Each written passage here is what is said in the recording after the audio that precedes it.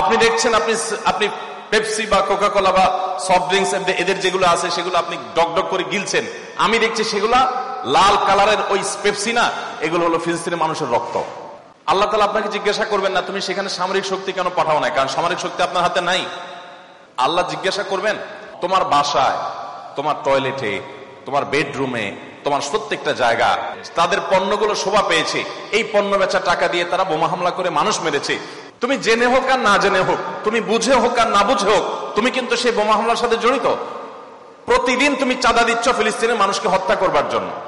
আমরা কয়দিন খুব জোরে সোরে বয়কট করে এরপরে আবার আমাদের সবকিছু সয়ে যায়।